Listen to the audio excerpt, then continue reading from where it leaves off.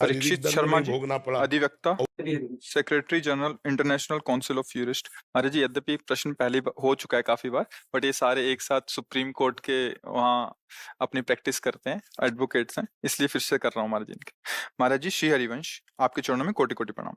महाराज जी, हम वकालत के पेशे में हैं, अपराधी अपराध करके आता है, उसकी वकालत करना कितना उचित है? क्या ये मार्ग राधा रानी की प्राप्ति में बाधा नहीं बनेगा? नहीं, इसमें ध्यान देना है। हमें भगवान ने जो सेवा दी है, संपूर्ण सृष्टि श्री भगवान की, पहली बात ये स्वीकार है आपको?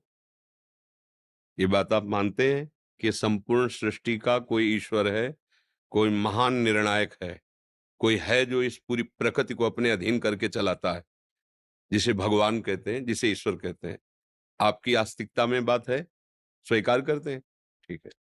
अब उसने आपको ये वकालत की सेवा दी है, हम सब उसके सेवक हैं, अलग अलग सेवा दी। जैसे मुझे सेवा ये दी तो आपको सेवा होती है, सेवा ही है।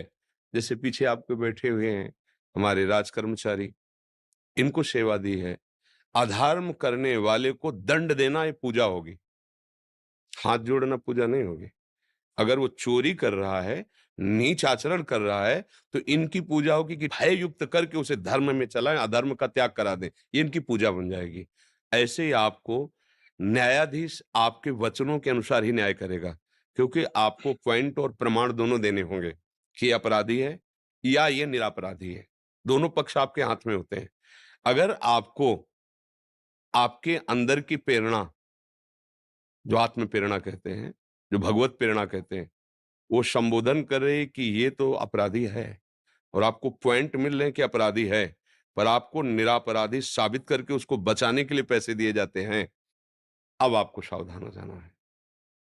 अगर आप उस पैसे के लोभ में आकर उस निरपराधी को, जिसको आपका हृदय भी कह रहा है और आपका दिमाग भी कह रहा है कि, और वो पैसा आपको अच्छा दे रहा है क्योंकि वो बचना चाहता है, अब आप उस केस को अगर जिताते हैं तो अब आपका अपराध बनता है। वो धन अब आपकी बुद्धि और आपके परिवारजनों की बुद्धि को, स्वास्थ्य को और शांति को बिगाड़ेगा, पक्का।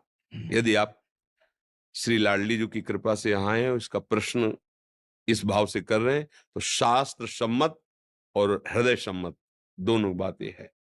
अगर आपने पता चल गया है कि अधर्मी है ये, इसने गलत आचरण किया है, तो चाहे जो कुछ हो जाए हम इसको सजा दिला कर रहेंगे।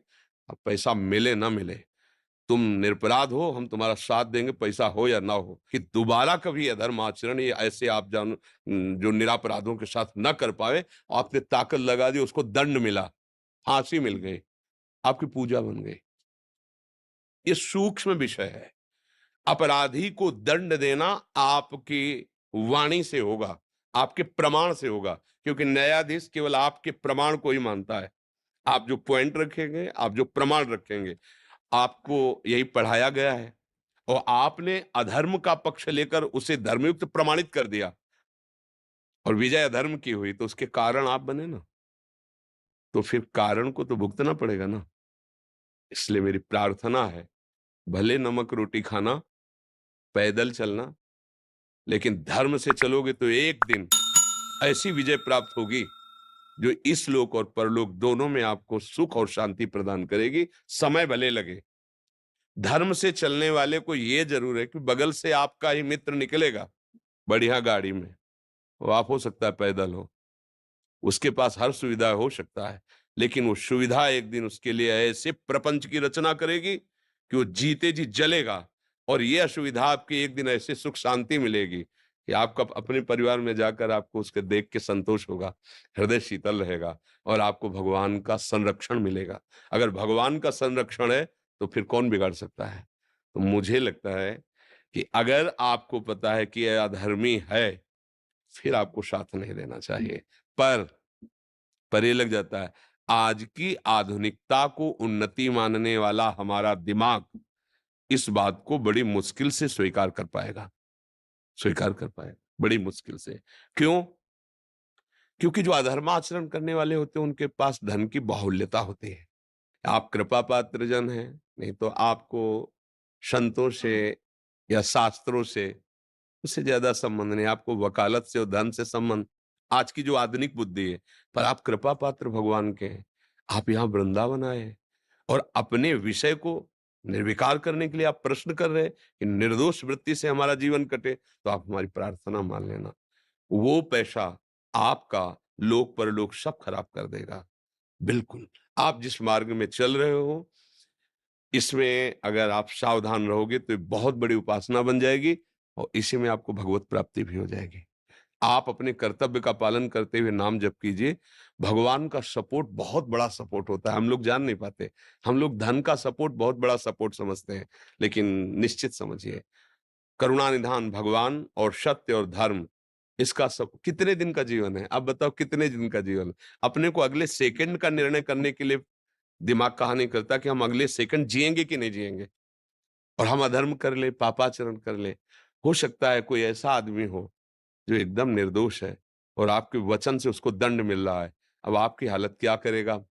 जो बड़ा न्यायाधीश है, वो देख रहा है कि आप जानते हुए भी धन के लोभ से ऐसा ऐसा, तो मुझे लगता है कि भले आपको धन कम मिले, भले आपकी कुर्सी कमजोर हो, लेकिन आप सत्य से चलोगे तो हमारे भगवान की गोद में बैठने लायक बन जाओगे, और वो जिसको स्वीकार कर लिए वही त्रिभुवन में विजय को प्राप्त होता है।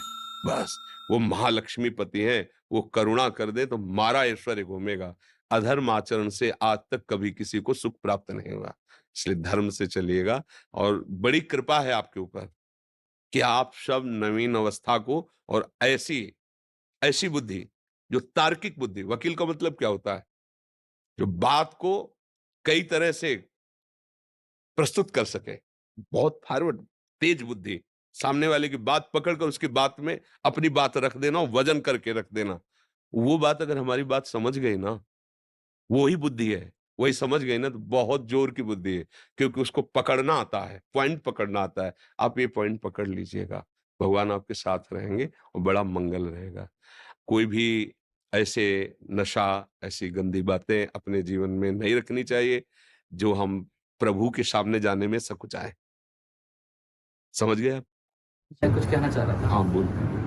बस पिछले कई महीनों से आपसे मिलने की इच्छा थी और बस प्रभु से, राधा रानी से उनका नाम जप करते-करते वो कहता था कि आपसे मुलाकात हो जाए और ये प्रश्न कैसे भी करके ये प्रश्न आपके समक्ष में रख सकूँ।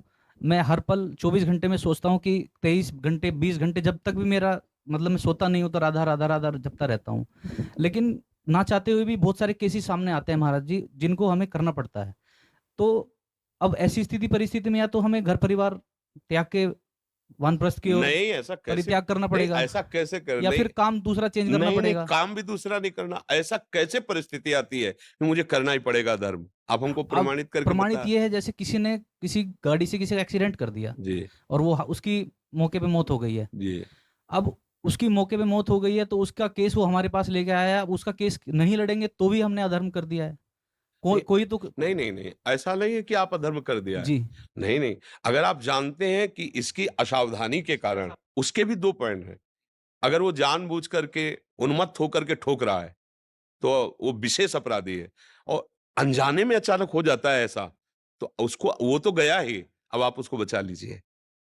उसको आप अच्छी तरह समझिए। मतलब ऐसा नहीं कि आप जैसे बोले ना कि या तो ये अवहेलना हो जाएगी, अपनी बुद्धि की अवहेलना हो जाएगी। नहीं, अब हमने देखा वो तो गया। अब ये जो व्यक्ति आया है जिसका हमें केस मिला है, ये वास्तविक असावधान, कभी नींद से हो जाता है कोई, कभी ऐसा होता है अचानक चूक हो गई, ऐसा हो जाता है, तो हमें बचा लेना चाहिए। और जब ये कि को उसका उद्देश्य ही था ठोकना, तो तुमने उधर ठोका, अब हमारी समझ में आ गया तो हम तुमको इसकी सजा दिलाएंगे। बात समझ रहे ना? आपकी बुद्धि बहुत फॉरवर्ड है, आप उसको प्रयोग कीजिए। ऐसा नहीं कि कोई आपको फंसा सकता है। अगर हमें समझ में, वो तो गया और आपसे चूक हो गई, वो कहता मेरे से। वकील एक तरह से अपना हृदय हो जाता है उस समय जब हम केस सामने रखते हैं, कि हमको अपनी साफ-साफ बात पूरी कह देनी चाहिए। तो जो लोग छल कपटी और ड्रामेबाज होते हैं ना, वो नेत्र से समझ में आ जाते हैं। तो उनका विशेष पैसे पर होगा जोर, ध्यान देना। वो आपको विशेष पैसे पर प्रभावित करेंगे, और जिस आदमी से चूक हो गई, उसके वचन में, उसकी चेष्टा में दैन्यता होगी, बचा लीजिए, मैं नहीं चाहता था, अचानक ऐसी घटना हो गई। अब वो तो गया, अब इसको बचा लीजिए। आगे से गलती ना करे और सावधानी से बचा लीजिए और उसका पक्ष लीजिए, तो अधर्म कैसे हो जाएगा? और जब हम जान रहे हैं कि पहले ही हमको कह रहा है जितना पैसा लगेगा हम लगाएंगे, तो ऐसा क्यों बोल रहा है? इसका मतलब है इसमें कुछ गलती है। अब अगर गलती है तो हम केस नहीं लेंगे। बात है इसमें समझना है। ऐसा नहीं कि विश्व में ऐसे केस आते ही नहीं है कि अगर हम धर्म से चलेंगे तो केस ही नहीं मिलेंगे। ऐसा नहीं है, ऐसा नहीं, मतलब अगर ऐसी बात आप अपने मन में रखेंगे तो फिर निराशा जागृत हो जाएगी। हम निराश नहीं होने देंगे। हम निराश नहीं होंगे अपने ना मन को ना बुद्धि को। ऐसा नहीं है कि धर्म का क्षेत्र है ही नहीं। जो विशेष अपराधी होते हैं, जिनका केवल व्यसन ही होता है यही, तो उनकी बात होगी, पहले आपके सामने ये शर्त रखी जाएगी, आप जितना चाहें। बस वहाँ समझ लीजिए कि अब यहाँ ये आता जानकारी। है महाराज जी, हाँ, लेकिन उसको हम ठुकरा ही देते हैं, हाँ, बस। उसको हम ठुकरा ही देते हैं। जी। महाराज जी, जैसे मैं नाम जप करता हूँ तो उसके बाद मैं विचलित रहता हूँ, बहुत ज़्यादा विचलित रहता हूँ मैं, 2-2 3-3 घंटे तक, 4-4 घंटे तक मेरा जो कंट्रोल नहीं रहता दिमाग बिल्कुल भी। देखो इसको बात समझना होगा, नाम एक तेजाब है। वो जब मन में जाता है तो उसकी वासनाओं को भस्म करता है। मन की जो ताकत है हमें परास्त करने की, वो है वासना। वो वासना के द्वारा हमको अधीन किए हुए है। और जब नाम जाएगा तो वासना को भस्म करता है। तो एक जलन पैदा होती है, जितनी गंदगी होती है वो सामने आती है। भजन ना करने पर तुम्हें उतनी गंदगी नहीं लगेगी, और जहां भजन आपने शुरू किया तो आपके गंदे विचार, गंदे आचरण जितना जमा वो सब सामने आना शुरू हुआ। वो आपको परास्त करने की चेष्टा कर रहा है, आपको हटना नहीं है। यही नाम उसको भस्म कर, आपको विचलित नहीं होना, थोड़ा समझना है। जैसे 1,00,000 मैसेज किसी ने हमको किए हैं उसी नंबर से, और हम डिलीट शुरू करें एक-एक, तो हमें 1,00,000 बार वही व्यक्ति का मैसेज दिखाई देगा। अब हम लगेंगे कि क्या हम इतने आधा घंटा से डिलीट करें, अभी तक डिलीट ही नहीं हुआ क्या? ऐसे ही असंख्यों बार हमसे अपराध हुए हैं। काम से, क्रोध से, लोभ से, मोह से, जिनको कोई नहीं जानता, भगवान जानते हैं, और वो सब हमारे मन में भरे हुए हैं। और जब हम नाम जब शुरू करते, मान लो काम वृत्ति वही आई, नाम ने नष्ट किया, फिर वही काम वृत्ति आई, नष्ट। मुझे लगता है ये कब नष्ट होगी? वो नष्ट हो रही प्रत्येक, पर वो जमा है बहुत पुराना, अनंत जन्मों से। इसलिए हिम्मत करके डटे रहो, राधा राधा बोलते रहो। एक दिन ऐसा आएगा कि निर्मल हृदय हो जाएगा, शांत हो जाएगा। नाम से कभी अमंगल नहीं होता। जी। देखो वही लाला कुछ कहना चाहता है, क्या कहना चाहते बेटा? आपने जैसे बोला कि जब कोई पैसा देता है तो नहीं करना चाहिए, जैसे कि वो ब्लैकमेल भी करता है कि आपको मार देंगे, तो फिर क्या करना चाहिए? भगवान उसके रक्षक होते हैं बच्चा, भगवान उसकी रक्षा करते हैं। हम आपके इस प्रश्न का बहुत आदर करते हैं, और भगवान की बड़ी कृपा है कि आपने बड़ी सूक्ष्मता से बात पकड़ी। उसकी रक्षा भगवान करो सदा तिनके रखवारी, जिम बालक राखे महतारी। और जब भगवान रक्षा करते तो कोई पैदा नहीं हुआ त्रिभुवन में कि मार सके। पक्की बात समझ लेना, त्रिभुवन में कोई पैदा नहीं हुआ। हम कई बार वो घटना सुनाते हैं, हमारे एक मित्र महात्मा थे जो मौन रहते थे और गंगा की परिक्रमा करते थे। तो शाम का समय था, वो गंगा जी के किनारे भ्रमण और मौन रहते थे। अब गंगा किनारे जो महात्मा भ्रमण करते, बड़ा ही अकिंचन स्वरूप होता है, और उधर कुछ विधर्मी, अन्य धर्मावलंबी वो बैठे हुए थे। तो उन्होंने देखा कि बाबा जी जा रहा है, हिंदू धर्मावलंबी। बोले, तो संत बहुत सीधे सरल होते, वो नजदीक पहुंच गए। तो 5 6 8 ऐसे सब नौजवान थे। तो देखा कि शाम होने जा रही, बोले इसे मारा जाए। तो उन महात्मा ने हमसे बात करते थे, तो उन्होंने कहा हमारे मन में आया कि आज हमारा अंतिम समय भगवान ने निश्चय कर दिया है। आंख मूंदा और बस नाम जप करने लगे कि अब ये लोग मारेंगे।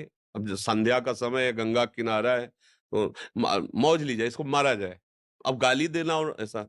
बोले हमने आंख मूंदी, बस निश्चय किया अब हमारा अंतिम समय। उनमें से एक बोला मार के दिखाओ तुम। देखो देखो वो मालिक बैठा है, उसने कहा मार के दिखाओ तुम। इसने क्या अपराध किया भाई, क्या बोला है इसने, तुम ऐसे कैसे मार दोगे? बोले तुम्हारे रिश्तेदार लगता है। आपस में थप्पड़ चलने लगे, महात्मा निकल गए। कोई नहीं, कुछ नहीं हुआ। वो कौन था बीच में जो टोक दिया? भगवान टोकते हैं। यदि आपका पूर्व का पाप है और समय समाप्त हो चुका है, तो मारे न मारे आपका समय समाप्त हो चुका है। और यदि नहीं, तो आप खुला चले जाओ, कोई मार ही नहीं सकता, पक्का समझ लो। भगवान रक्षक है, बिल्कुल उसे नहीं मारते। भगवान रक्षक है, भगवान रक्षा करते हैं। तो कैसे कैसे तुम्हें बताए, जीवन में हमने खुद देखे हैं कैसे कैसे भगवान रक्षा करते हैं। ऐसे कि केवल भगवान ही रक्षा कर सकते थे, केवल भगवान ही बचा सकते थे। तो दृश्य देखे हमने, भगवान बहुत कृपाल है। इसलिए पहला माला इसको पहनाओ, क्योंकि तुम इतनी एकाग्रता से सुनते रहो, ऐसा पॉइंट निकाला जो ये भी नहीं निकाल पाए। हमें इस बात का सुख है कि आप सब नवीन अवस्था के और सत शास्त्रों की सम्मति से चलना चाहते हैं। ये हमारे ऊपर आप कृपा कर रहे हैं। ये मतलब जैसे ना बेटा दूध पी ले तो माँ दुलार करती है कि तूने हम पे कृपा की, तूने दूध पी लिया ला, अब तू स्वस्थ रहेगा, अच्छा रहेगा। ऐसे ही हमारा हृदय प्रसन्न हो जाता है। दर्शन